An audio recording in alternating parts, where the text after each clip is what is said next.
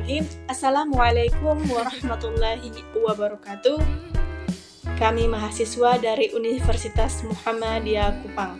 Video ini kami buat untuk menyelesaikan salah satu tugas kelompok di mata kuliah Profesi Keguruan dengan dosen pengampu Arifin SPD MPD.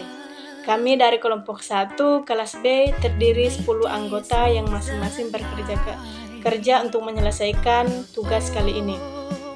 So, langsung saja mari saksikan video presentasi kami. Baik, saya Wasyana Stain. Pada kali ini saya akan memandu video presentasi. Sebelumnya, izinkanlah kami untuk memperkenalkan diri. Yang pertama, saya Wasyana Stain. Yang kedua, Wilmiana Walujami.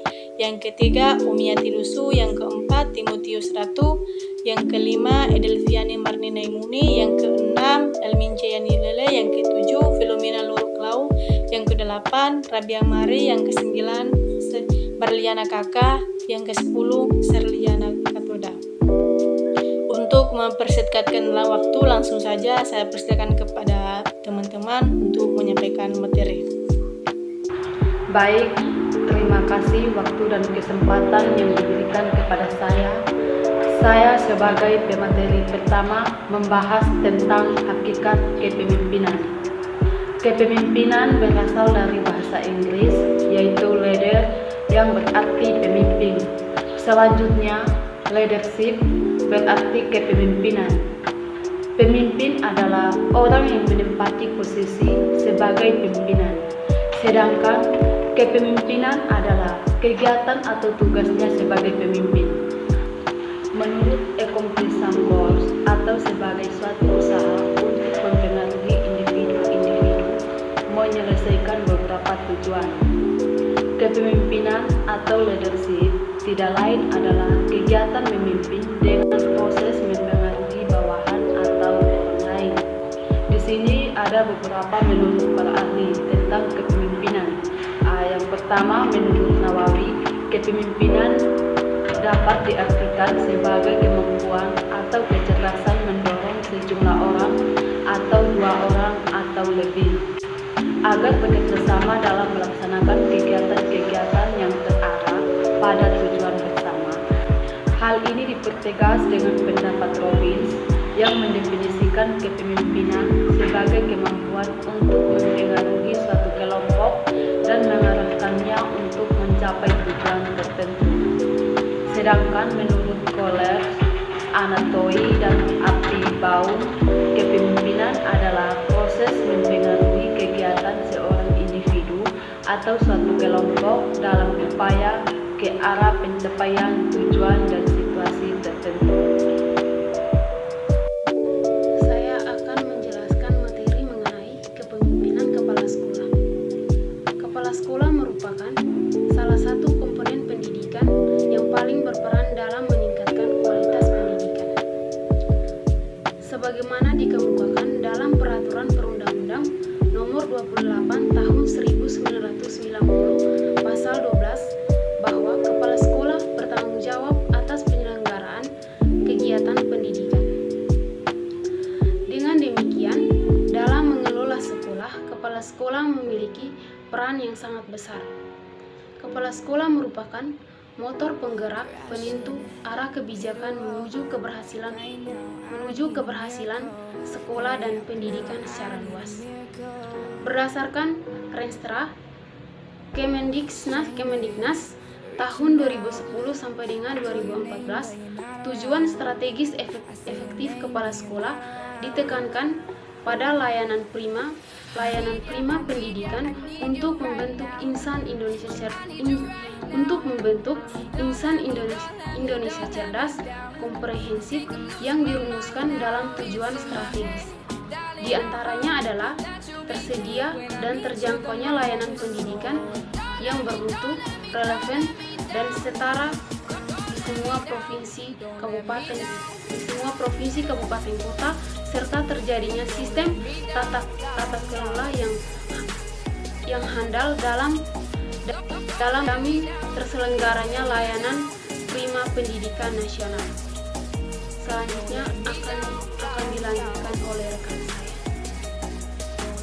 Baik, saya akan menjelaskan materi tentang karakter pemimpin.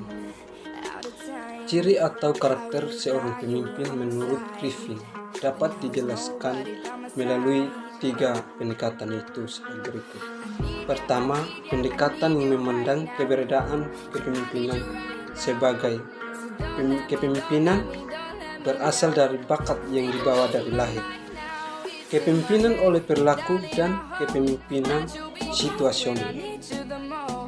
Pendekatan yang pertama memandang bahwa kepemimpinan merupakan bawaan sejak lahir, menyatakan bahwa hanya orang-orang yang memiliki seperangkat sifat atau bakat yang memiliki kemampuan untuk memimpin. Pendekatan yang kedua, pendekatan kepemimpinan berperspektif perilaku yang pada dasarnya mempelajari kepemimpinan berdasarkan keterampilan yang dimiliki oleh seseorang. Keterampilan ini secara garis besar dapat dibagi ke dalam 3 kategori.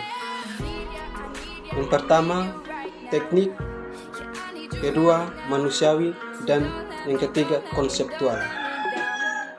Keterampilan teknik terkait dengan pengetahuan dan kemampuan seseorang melakukan pekerjaan yang memiliki bersifat teknik.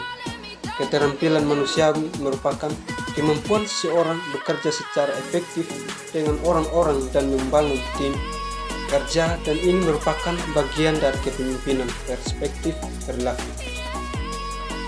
Keterampilan konseptual adalah kemampuan seseorang berpikir dalam membentuk model-model kerangka kerja dan hubungan yang luas, dan lain-lain. Pendekatan yang ketiga, pendekatan situasional. Pendekatan situasional yang dibangun di atas asumsi bahwa tidak ada satu cara pun yang dapat mengarahkan manusia untuk bekerja pada semua situasi. Dengan demikian, seorang pemimpin harus memiliki perilaku yang fleksibel, mampu mendiagnosis gaya kepemimpinan yang sesuai dengan situasi yang dihadapinya, serta mampu menerapkan dengan baik. Menurut Gardner, dalam menerapkan kepemimpinan yang sesuai dengan situasi yang dihadapi, seorang pemimpin harus memperhatikan 3 faktor utama. Yang pertama, perhatian terhadap bawahan. Maksudnya, kepedulian pemimpin terhadap keahlian, pengalaman, kemampuan, pengetahuan tentang tugasnya. Tingkat hierarki dan karakteristik psikologis. Yang kedua, perhatian terhadap atasan yang mencerminkan derajat pelaksanaan, pengaruhnya, ataupun kesamaan sikap dan perilakunya pada orang-orang yang di atasnya. Yang ketiga, perhatian terhadap tugas, mencerminkan derajat urgensi, waktu yang dimiliki, bahaya fisik, rata-rata kesalahan yang diizinkan, derajat otonomi, luas bidang pekerjaan, dan derajat kekaburan pelaksanaan tugas. Di sini saya akan menjelaskan bagian D, yaitu gaya kepemimpinan. Ada 2 gaya kepemimpinan. Satu, orientasi pekerjaan, manusiawi merupakan kebutuhan setiap individu. Dan yang kedua, orientasi pekerjaan yang meningkatkan manusia dan perspektifnya dalam pekerjaan dengan menggambarkan Mungkinkah hatimu terketuk saat kau dengar lagu ini? Mungkinkah kesempatan kedua takkan pernah berharap?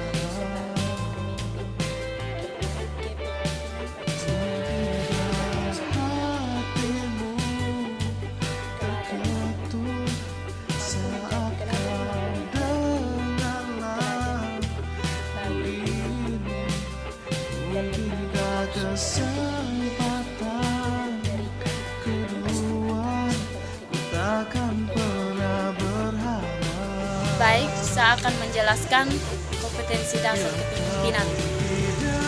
Upaya mencapai keberhasilan seorang pemimpin dalam mempengaruhi orang lain harus memiliki 3 kompetensi dasar kepemimpinan.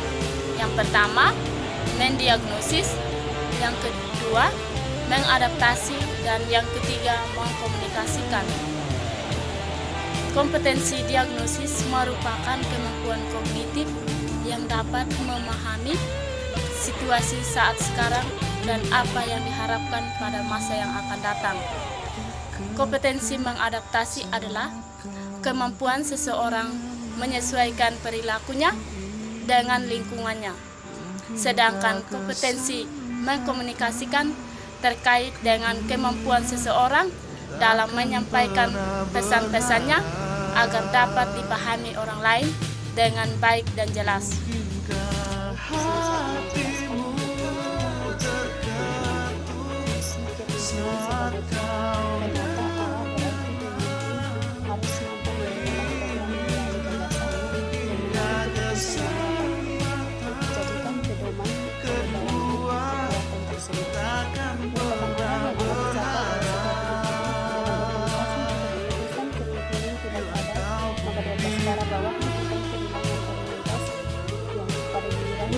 Dapat diwujudkan ekosistem kepemimpinan presiden. Itulah penyampaian para pemateri. Di sini moderator menyimpulkan bahwasanya menjadi kepala sekolah itu atau pemimpin itu bukanlah perkara yang mudah, bukan juga perkara yang sulit. Namun ketika kita sudah mengenal, memahami, meyakini cara menjadi kepala sekolah yang handal, maka insya Allah melaksanakan tugas mulia menjadi seorang kepala sekolah akan terwujud dengan lebih mudah. Kepala sekolah merupakan salah satu komponen pendidikan yang saling berperan dengan meningkatkan kualitas pendidikan, sebagaimana yang dikemukakan oleh Peraturan Daerah Nomor 20 Tahun 1990 Pasal 12 Ayat 1 bahwasanya kepala sekolah bertanggung jawab atas penyelenggaraan kegiatan pendidikan, administrasi sekolah, pembinaan tenaga kependidikan, dan pendayungan serta pemelihara sarana dan prasarana. Dengan demikian, dalam mengolah sekolah, kepala sekolah memiliki peran yang sangat besar dan kepala sekolah merupakan motor penggerak penentu arah kebijakan menuju keberhasilan sekolah dan pendidikan secara luas.